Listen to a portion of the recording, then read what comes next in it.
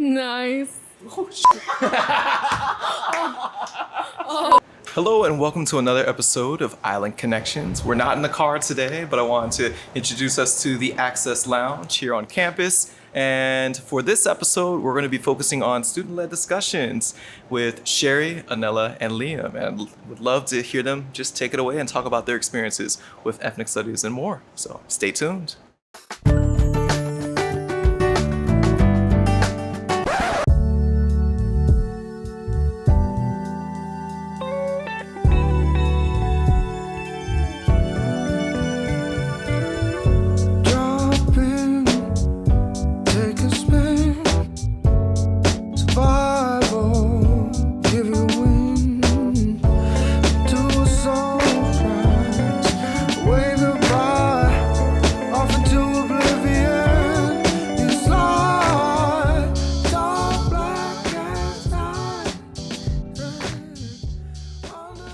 Aloha mai kako. Mahalo nui for having us here on Island Connections. It is such an honor as an ethnic studies soon-to-be graduate to still be participating in the department and just contributing to what we have going on here.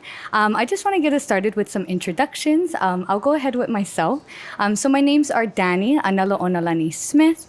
I am a Kanaka Maoli woman here from Oahu. I come from the west side in Waiʻanae.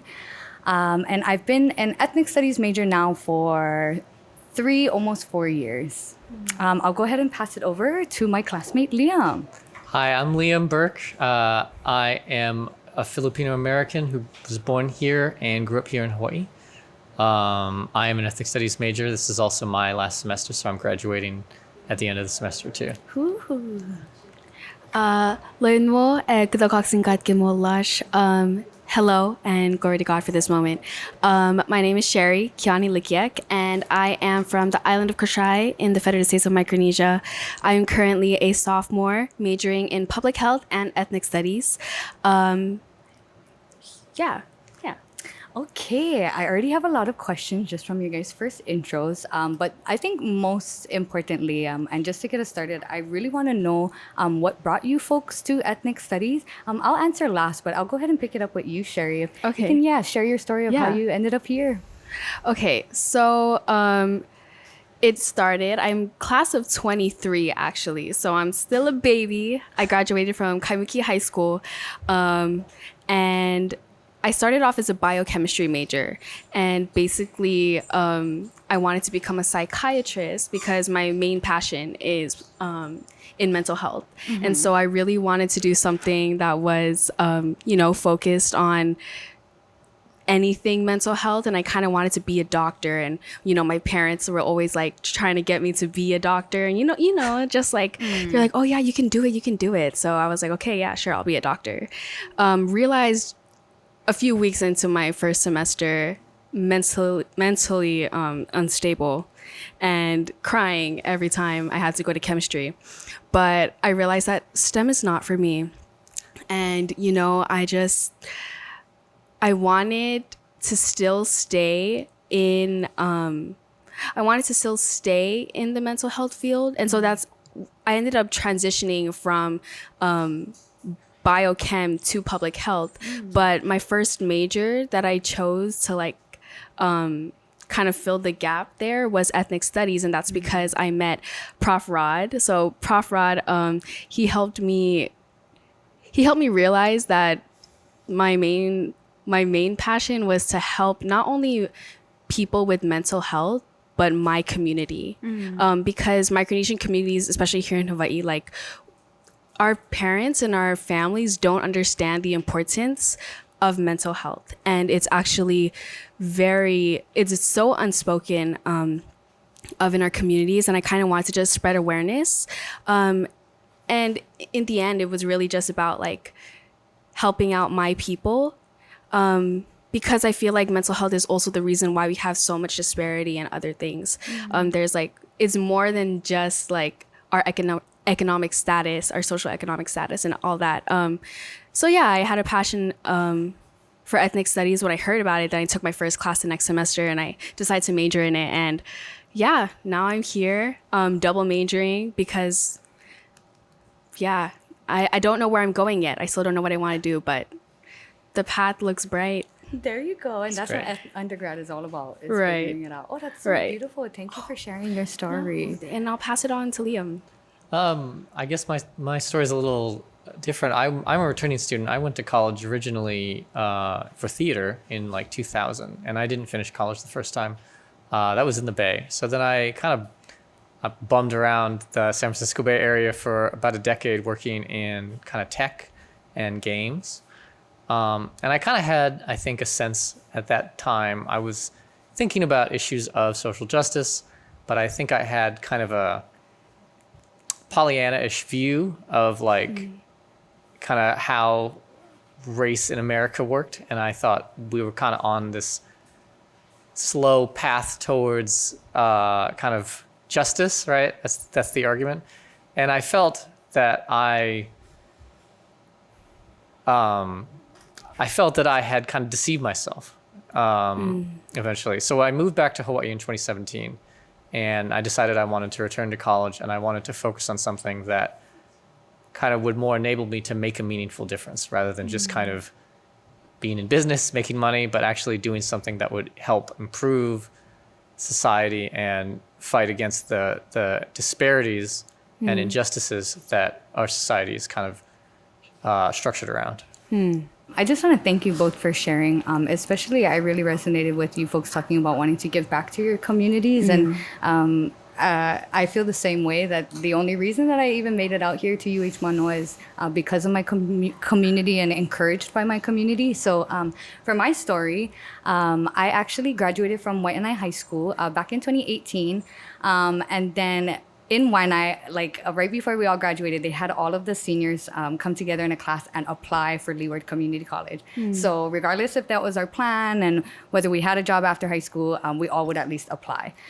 So once we applied, of course we got accepted, and I was like, okay, well, I don't have any other plan. I don't have any other job lined up, so I'm just gonna go ahead and keep flowing with school. I don't mind it. We'll just keep going. So I got to go to Leeward Community College for my associate's degree for 2 years. And I actually got the privilege to be at the Waiʻanae Moku campus after they just opened up their brand new building. So while I was going to school there, I even got to work.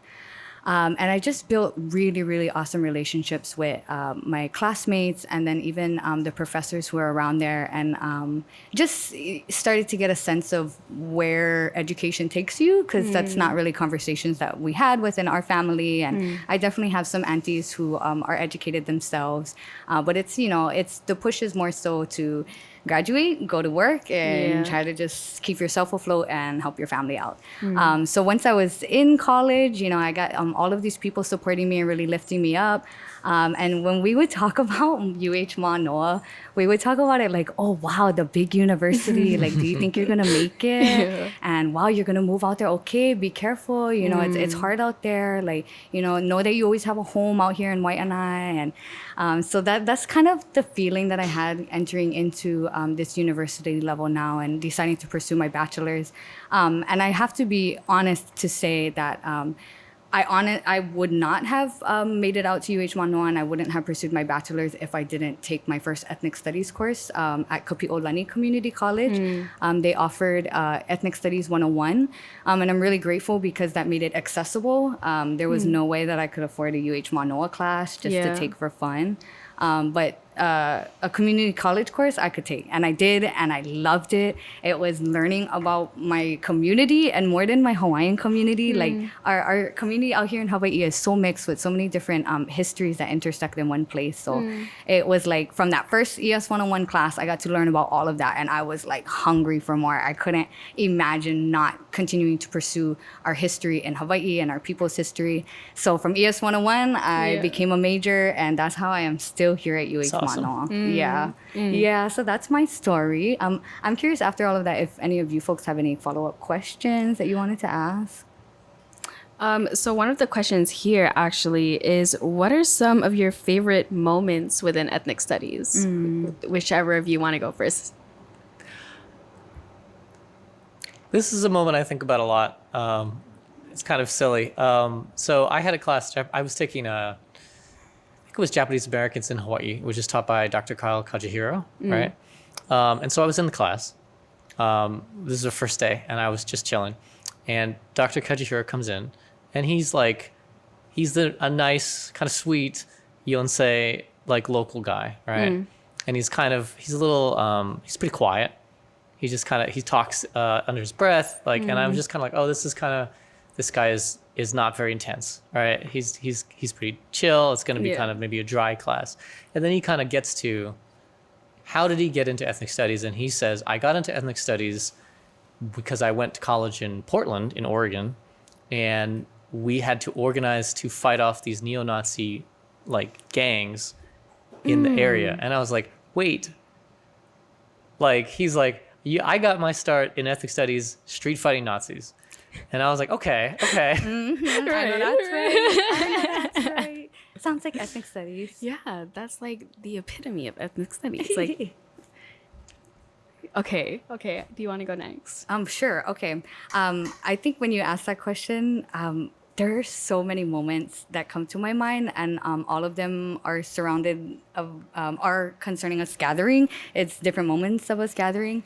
So while I was majoring here at the Ethnic Studies department, I had the honor to be able to be a part of and lead the Ethnic Studies Student Association, so ESSA. And it was just, everything that we did was so awesome. And I think right now I'll share the concert that we put on. It definitely was a legacy when our generation was putting on the Ruby Ibarra concert.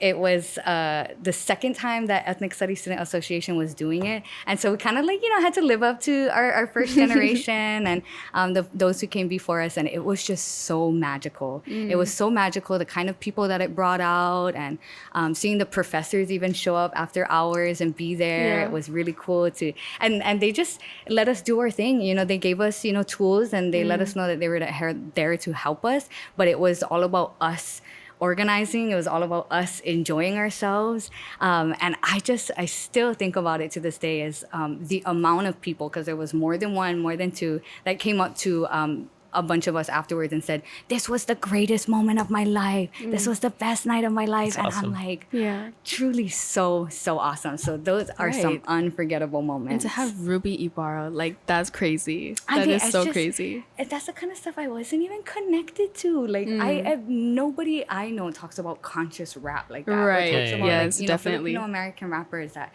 talk about the conditions in their families and all of these things. So it just super cool. And she's so educated. Yeah, Brilliant. she's amazing. And her whole crew and the whole crew, brilliant. Yeah.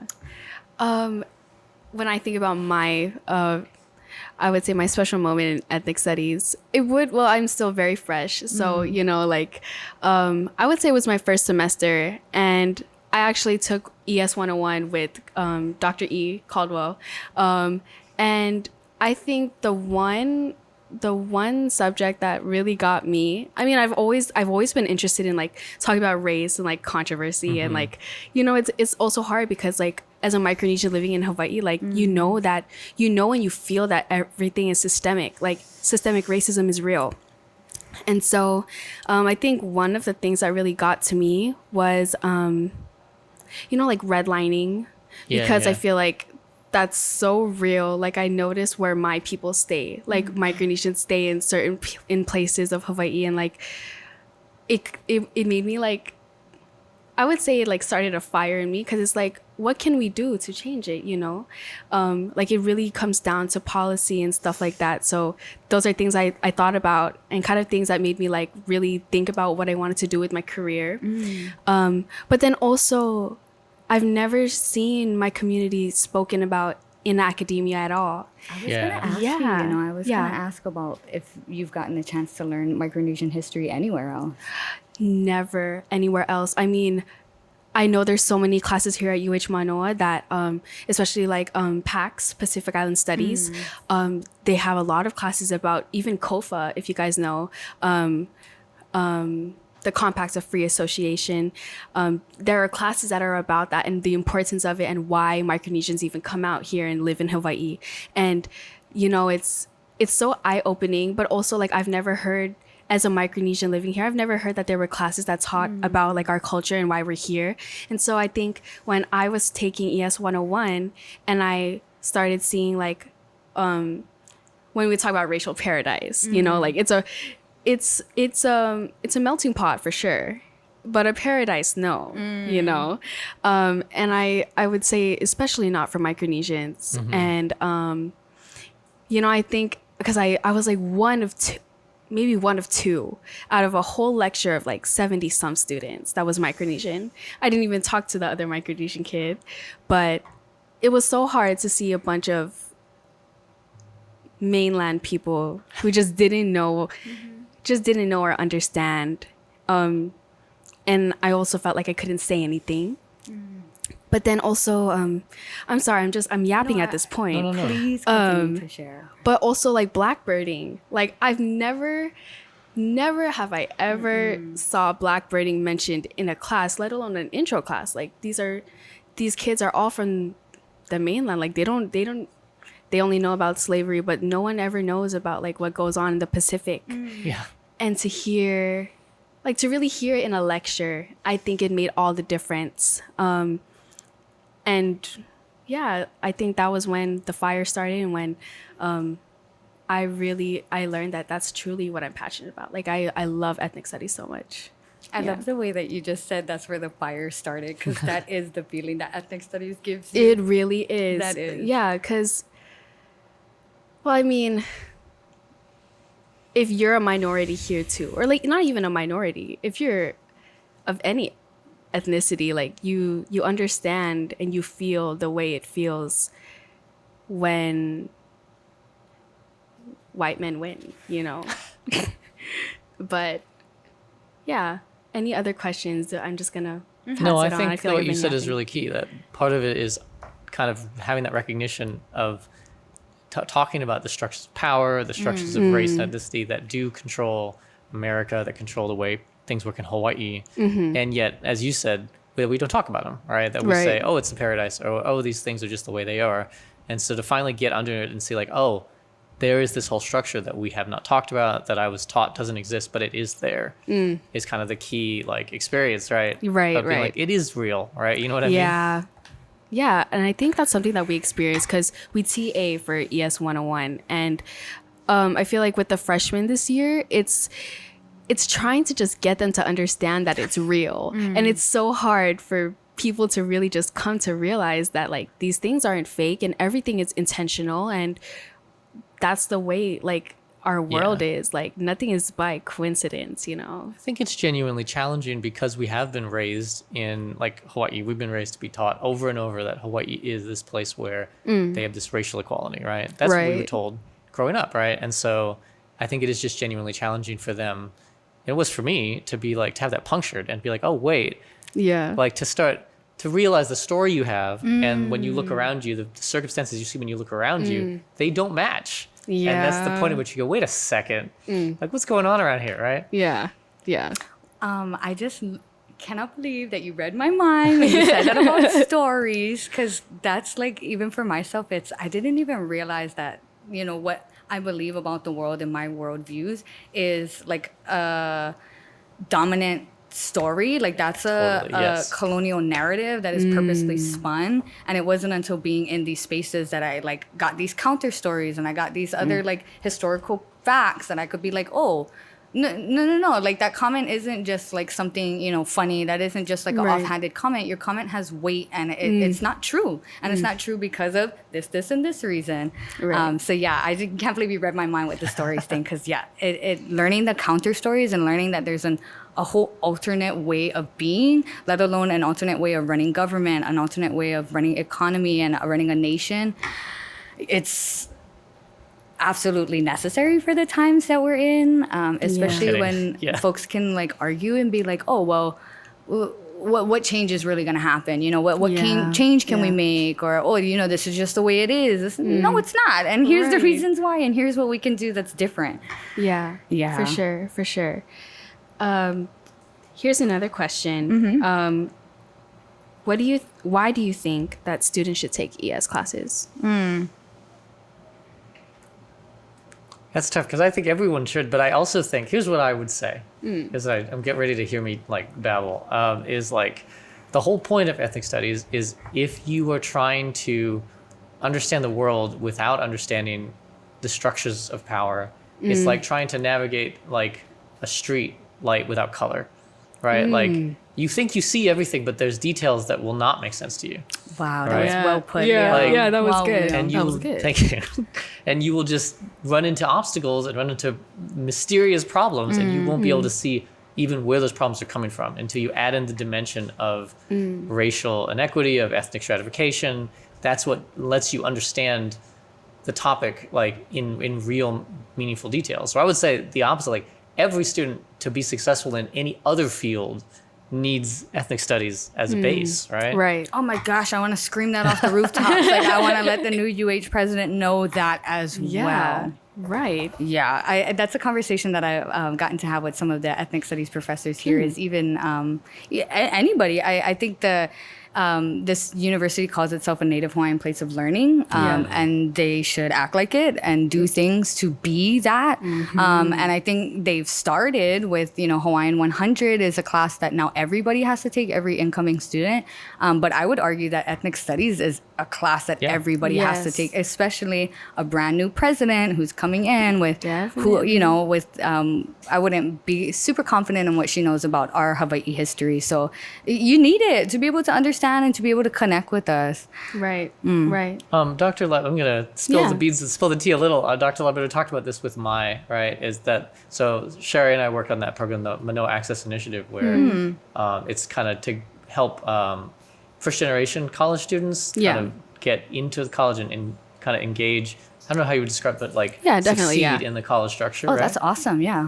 And part of that is that it's also an ethnic studies 101 course. And I don't think that's accidental, right? And I Right, think right. that I don't think it works as well with other courses. Maybe other people be like, well, maybe it should be economics 101. Maybe it should be biz ed. I don't know. But no offense to the esteemed people in those departments. But I think there's a reason it works for ethnic Yes. studies. Yes. Like, is that's the baseline that helps you understand the structures of power, right? Definitely the foundation.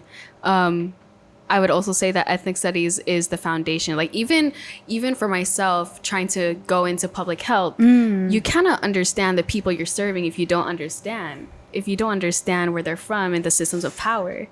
And so I feel like that's something too. Like, they're trying to bring in nurses from the mains, but they don't get like the disparities here between our communities and the diversity of people here. Like, I feel like that's why it's important to study ethnic studies, especially in Hawaii, so that you totally. understand how to serve the many people that you want to serve when you graduate, Yeah.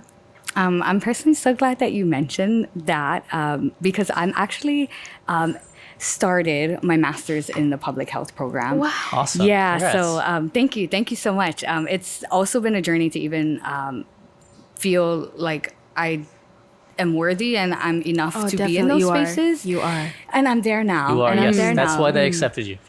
Yeah, and it's like, and now I'm at the point where it's, not only am I here and am I worthy and I belong here, but I'm also challenging what they got going on. Right, And I'm right. asking questions that I feel like in ethnic studies, we really push for us to answer and to challenge ourselves and our thinking in the beginning. And now I'm in a master's program and running into, and it's not just in the master's in public health, but I'm finding it in all kinds of spaces where all kinds of spaces outside of ethnic studies where it almost seems like diversity, equity, and inclusion right now, because it's a thing that's becoming more popular. It's something that they're just like just starting to include. Or Right. it's like an Yeah. afterthought of like, oh, don't forget, we have to make sure we also like It's a look at it checkbox, this way. right? It Yeah. is, and Yeah. it truly feels that way. And it, as an ethnic studies major, I just am learning to be so grateful for what we have here, because for ethnic studies, those conditions that affect people's lives, those are not like things that we like talk about once in a while and take one class or have one guest speaker for. We understand that that's integral to understanding anything else. Right. And it's like you said earlier, if we want to make an actual difference, if we want to help people, if we want to make a change, we have to learn what systems of power is. We have to learn the history of colonization. Yes, And how that's yes. erased indigenous people. It's feels tough when I leave the ethnic studies space because it's we're so nurtured to just continue like to be radical. We're encouraged to be like that. And so when I step out of these spaces, I'm almost shocked, at how, the other levels that other people are at. But and then I am just return back to my gratefulness, and I try to share what I've learned from ethnic studies. And I'm like, you know what I actually learned about that? And yeah, I actually kind of wanted to ask that question to you folks is what do you find in the ethnic studies department here that you just don't find anywhere else? What has the ethnic studies department offered you while you've been here? I feel like for me, ethnic studies, I feel like just a space, like I don't think in any other class, in any other course that I'd ever be able to passionately speak about how racism is so real. Like you could, but I feel like ethnic studies, like you said, it encourages you, like we have that foundation, we have that protection, and like we're encouraged to talk about the systems and how unfair it really is. I think ethnic studies has allowed for me to really take pride in where I'm from at the same time, because especially in academia, like all of us, like we are the minorities in this university. Yeah. we are like this compared to like how big this university is. And just being here, I feel like ethnic studies kind of makes me feel like I'm seen. Yeah. It makes me feel like people do want to learn more about where I'm from, I've never really understood the structures that I had benefited from. So that's the thing that I genuinely think, and I would challenge every student to take ethnic studies to get that experience, understand the ways that you yourself have not perceived structures that you need to perceive, right? It's not just for understanding what I have to offer, my stories, because that's important too, but it's also about hearing the stories that you haven't heard. Yeah. I was gonna let that sit for a little bit because that was really wonderful. And as you were talking, I just am like, I guess remembering the transformation that I've gone through in the last few years that I've been here. Yeah, I feel like if you talked to me a few years ago, I would still be there, but I don't have the same worldview as I did a few years ago, and I'm grateful. Yeah, right? I'm so grateful. Right. Like wow, it is a transformation of the self. That radicalizes you. So that's what I felt is that it's like, okay, once I'm learning this, and once I'm learning even about the Latinx community here in Hawaii, the Black community here in Hawaii, it's like, okay, you learn, now do something about it. Be involved with it. It's like, it's not enough just to hold space for them, but you want to be there. These people are real. I think just wanna say what ethnic studies has offered for me, and it has been networking community. I really want to bring in the different opportunities that ethnic studies offers. So during my time here, I've been able to, I mentioned before, get involved with the student organization that was ESSA, the Ethnic Studies Student Association. And so with them, we were able to do so much.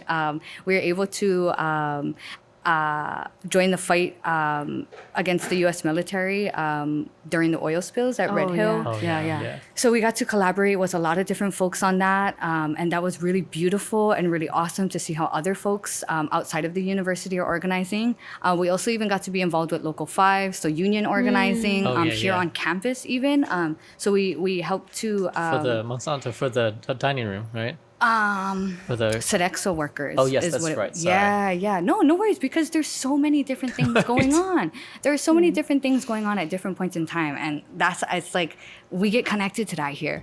So we got to do that, and so that was just ESSA. But then also through the department, I was able to get employed with their Center for Oral History. That's part of the Ethnic Studies department, and there it really carries out like the application of Ethnic Studies model, which is our history, our way, and then oral history develops that, and they really go out with to community members and they listen to their stories. And I've just been so lucky that I got an internship with them, and I've been able to work with them for almost 3 years now. And it's more connection to community that I feel even when I'm at home in my community, because we tend to, kind of stay close to our own and just worry about our own. Yeah. So it's connection to my entire Hawaii community and awesome. Beyond. I mean, connecting to liberation struggles across the world is amazing. So that's what I wanted to share for mine. Yeah. I want to connect to that and to kind of what Shary said too, because I think what you said is something I've been thinking about recently is I've taken now a bunch of ethnic studies classes because I came in and just took only ethnic studies classes, and everyone kind of ends with this phase that I kind of think of as the so now what do we do phase, right? And it's good because I think it's other circumstances it's easy to kind of take the class, then you go, oh, okay, I learned about colonialism, man, that sucks, let's go home, right? And kind of and put it away, really right? Is, but in ethnic studies, it reminds you, they work hard to remind you that these struggles are alive, right? And that they're here, and that they are things that you can go and connect with communities, and engage mutual aid, and like work with groups and actually do these things. It's not just to learn it, but also that we have the power to take action on our own not on our own, but by joining up and meeting in collaborative communities and actually make a difference and start contributing to that. That's so powerful. Yeah, no, that was great. That was great, Liam. That's so powerful. I guess kind of like thinking about that, like what do you do after? So since you guys are graduating, what are you guys looking at right now as majors of ethnic studies? What are you trying to do after you graduate? Go ahead. So originally when I came back, I thought that I would graduate and then I would probably try to work for like a nonprofit group or like an advocacy group in Hawaii. But honestly, since I have been here, some of my professors have encouraged me to consider a PhD. So actually what I'm doing That's is, right, Liam. I know that's pretty bad. Oh, thank you. I hope so. So that's actually what I'm pursuing right now, is hopefully to pursue a PhD here at UH-Mānoa, which is something I would really love to do, honestly. But in the meantime, I also would still like to, we got to go out and use that ethnic studies degree to work for groups that are trying to make change, to work for advocacy groups, to work for groups that are trying to change, I guess, kind of the political structure in Hawaii, right? And that's something that's gonna, as you said, it's gonna be more important in the next few years to start making sure these groups are powerful and able to kind of take action when it's necessary. I appreciate your response. And when I first I was all excited to answer because I'm like, I love this question, because when I first started and even when I was going through it, I constantly had the panic of what am I going to do with this? And when my family asks, what am I going to do with this degree? What am I going to tell them? Because it's every single family party, which we have every other weekend. So I always got to come up with something. And I just, there's so many possibilities. There's so many possibilities. And what you brought me back to though while you were talking is that anybody from ethnic studies comes out as leaders. We come out as leaders, and we just have to continue to nurture that. And I think the great thing about ethnic studies is that you could have all kinds of passions and skills that you want to like apply and things that you want to do in the world, and ethnic studies applies to all of them. Ethnic studies is involved in all of them, and so I that's what I'm thinking is, what kind of jobs, it's what are your interests, go and what are your interests, pursue them, and you can offer really helpful tools to, like you're saying, help people to change, help people to make changes that really better them for the future, but also that we as ethnic studies students deserve to continue our education and deserve to be valued for our education and valued for our opinion and valued for being able to say racism is real and it exists right now and you participate in it. And we should be validated in that, and not made to feel like, oh, well, what kind of job are you going to get with that? It's like, you need us. Everybody needs us. I was thinking that when you said that, like everyone's always asking you, what are you going to do when you graduate? I'm like, do you ask people that if they're majored in business administration? No, they don't. That is so real. No, they do That not. is so real. Like even my parents, they asked me why I'm majoring in ethnic studies, and I was like, doctor. they were like, oh, you're gonna be a doctor next semester. I don't want to be a doctor anymore. I'm majoring in ethnic studies. And they're like, what are you going to do? Like, you're not going to make money with that. Like, what are you going to do? And I'm just, you follow the passion, the money follows you. It Yeah. does. It Yeah. truly, truly does. Yeah. And it also go goes ahead. back to what we talked about before. Whatever field is out there, like you said, any field that you go into, ethnic studies is going to help you do it right, do it Right. correctly. And so really you should go to any business out there and say, why don't you have more people with ethnic studies backgrounds? Yeah. How are you going to do this well? Right. Absolutely. Absolutely. Huh. That's great. Tell your parents. I will. I mean, I've been trying to. But I think they've pretty much given up at this point. I'm not letting go of ethnic studies. Yeah, I'm not letting go. I'm like, even so, if I had to like pick a practical, job or whatever, I've never even heard of this before. A consultant. Oh, yeah. Being a consultant to businesses. And when I tell my family, they have no idea what is a consultant. Like, what do you mean? Like a legal consultant? But we truly can be people of reference to like check, how Right. does racism persist in your organization? How does racism Right. persist in your groups? How do you folks perpetuate settler colonialism? And what can we do to not? Because, and it's like, I think I am just kind of inspired to say this now because I think it's coming up a lot, is that ethnic studies majors, and when we talk about things like systems of power, when we talk about things like racism and classism and sexism, we're not like they're not bringing it up to make people feel bad or to Right. point out inadequacies or lack in your organization. But we do it because when we work through those things, the possibilities are endless. Absolutely. The Right. good that can come from it is Right. like insurmountable. Right. And that's why I think even sometimes when I tell people I'm an ethnic studies major, they're like, they put their hands up. I have had that happen to me before, where it's like, like what? Oh, well, it's like, hey, I'm not going to attack you. You shouldn't attack me, but let's have a conversation. And ethnic studies has trained me how to have that conversation. totally. Right.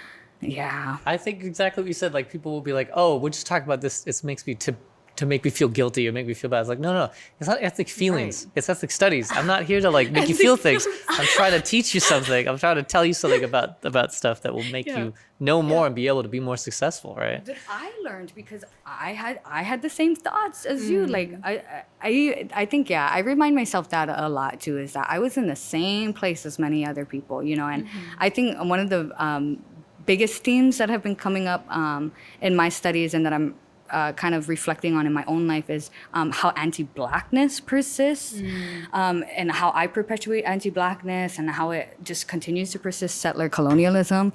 Right. People don't even know where to start. Absolutely. Right. People don't even know where to start. So I do have grace that I've been there, and then I have tools to get us started, to Yeah. get us to look at it, so we can be anti-racist together. Yes. I feel like the future looks so bright looking at you too. In our space, it does, doesn't it? It does. So always advocating for more ethnic studies majors, because it just makes the world a brighter place. Yes, it does. It does. What advice would you give to students in general? I feel like any incoming students. That's interesting. This is the truth, because again, thinking back to my first attempt at college, the biggest piece of advice I would give you as a new student is take your gen eds, please. Get them out of the way. real. But just being real. Yeah, But really. but also take ethnic studies, and also I think, what do I want to say? I want to say don't be afraid. Like, you might fail a class, you might blow one, you might find you hate something. It's not the end of the world. Definitely. You have 4 more years. Right. I feel like ethnic studies should be the new exploratory. Like, you take exploratory to like get a feel for things, but like if you take ethnic studies first, like you're getting the foundations for any field that you would ever want to go into. Economy. Yeah, absolutely. Yeah. That's a good one too, because I have talked to many students who said, "Wow, I took ethnic studies when I was a junior and I thought it was awesome, but now it's too late." Well, you right. can avoid that. Take it now as a freshman. Take it now. Yeah, definitely. And then I think offer my piece of advice, you know, we're all students, you know, regardless of our passions and our drives and what we want to do out in the world. We are students first. And I think even for myself, I've put that on the back burner because I'm so passionate about what we do here at Ethnic Studies, and I'm so passionate about social justice. And so I have let myself as a student sit on the back burner. And so I want to acknowledge that we are students first here at the university.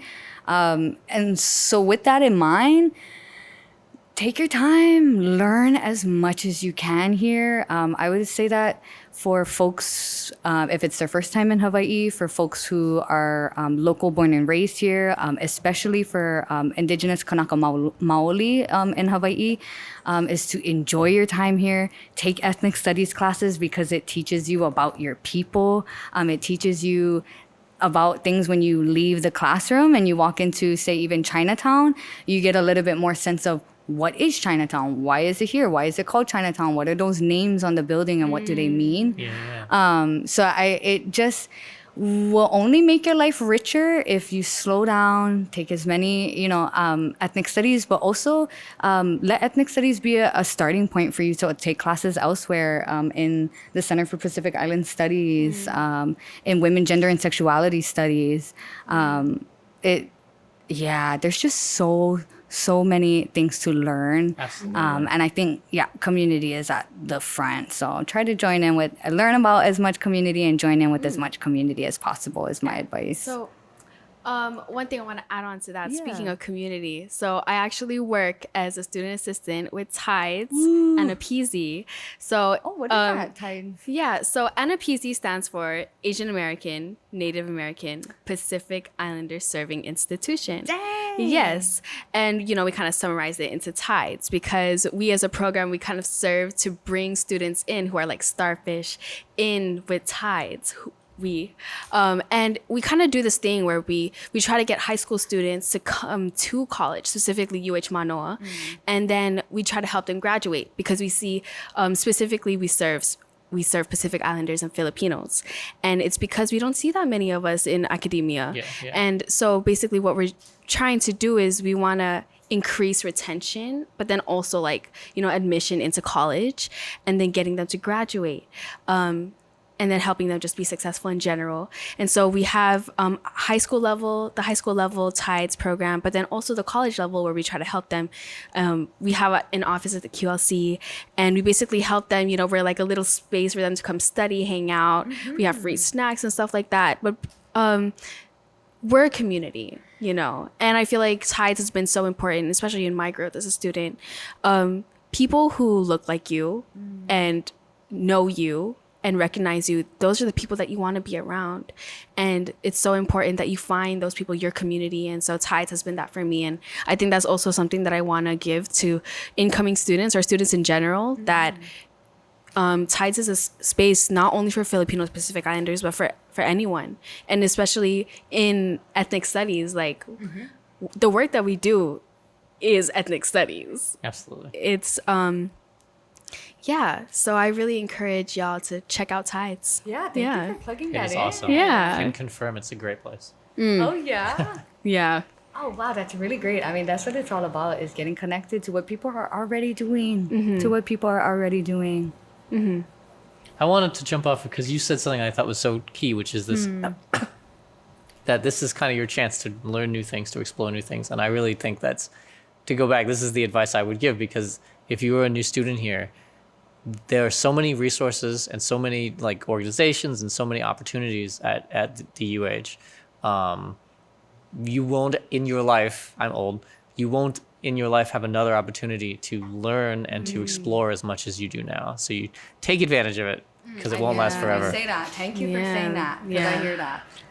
So we've been talking a lot about ourselves, but let's talk about the faculty in ethnic studies. So I kind of want to get your guys' perspectives on, I mean, you guys you're about to graduate. How has faculty been to you guys? I honestly think that it's the faculty honestly have been so supportive, and like I said, I've learned a lot and I've changed a lot and realized my own spaces I needed to learn. And it's key in that to talk to these people who have so much kind of understanding and knowledge about the way that Hawaii works, about how ethnic structures work. It's hard for me to pick out because there's so many different members of the faculty and they all have a different kind of way of teaching, a different thing to bring to the classroom. I've had classes with Dr. Labrador. Obviously, we TA for him. Right. And I think he's just amazingly, how do I put it? He just has a deep understanding of how Hawaii works, and he really kind of puts it across like a lightning bolt how the structures in Hawaii work and why they are the way they are. Dr. Caldwell I've worked with a lot, and he's kind of more, I think of him like a deep pool, right? He's calm, but then he has this depth of understanding and knowledge that as you talk to him, you realize more and more that he has this deep understanding of structures and like kind of scholarship that you are like kind of like, wow, like there's so much there. But what do you think? Who stands out to you? This whole time, I think a few times I've said it of like, I wouldn't even be out here at UH-Mānoa without the Ethnic Studies Department, and the Ethnic Studies Department, this, not. And I think this is a great time to correct myself because it's not the department, it is our professors within, and the people that they bring. I wouldn't be here without them. They have rallied around me to make sure that, to know that I deserve to be here, that I can do it, that I have, not only the passion, but I have the intellect to be able to do this thing, and they've like always made it such a point to instill that in me, and it has gone such a long way. And in other ways they've rallied for me is helping me with financial support, helping me to find scholarships, connecting me with internships and job opportunities, even networking with people now so that I may get a job later. They've all been a part, and like they want to do that for us. And it feels like I have family here. Which, like, it just was so scary coming out here, coming from Waianae, where we're all so tight-knit, where we just look at each other and we got each other. Coming out here and being able to find family, like, even now, it overwhelms me and makes me want to cry because I just, like, wow, people who are looking out for you, care about you, wondering what's going on in your life, and what can I offer you to help? It's amazing. And then, the other thing is that in my time here, I'm meeting professors who were here at the beginning of when it was a program. Like who were like Ibrahim, Professor Ibrahim is one, Professor John Okamura is another.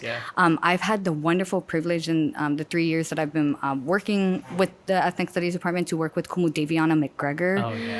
And I just like, for me, it has instilled the importance of genealogy that, in one way I can understand it with my culture. And then in another way, the importance of the genealogy of activism. And I cannot believe I get to learn with the same people who fought for this program to exist. And honestly, it breaks my heart then. And I feel even more passionate that our professors struggle with getting funding every year and struggle with retention. Still fighting to keep it to exist. Fighting to keep it here, and we have to make sure we advocate that ethnic studies is not only important, but it's an essential feature on this campus. And I just feel like, I've always felt like, just tell me what I gotta do. Just tell me what I gotta do. I'll be there, whatever Zoom meeting. I remember within my first semester of being here, the faculty and professors had invited me to be a part of a meeting that they were having with one of the provosts. And it was a meeting, to advocate for that ethnic studies should stay and that we're important. And they were just like, we want you to come. We just want you to be there to show support. And I was like, of course, I'll be there. And it just like, even looking back on it now, it was almost 3 years ago, and it just was an amazing experience to be a part of, and to know that your professors see you as such a valuable and bright person. Honestly, it has made me realize what I'm capable of, and that I can more than do the thing, I can go beyond that to challenge it, to make it better even. I'm so grateful to our professors for that, for those personal relationships.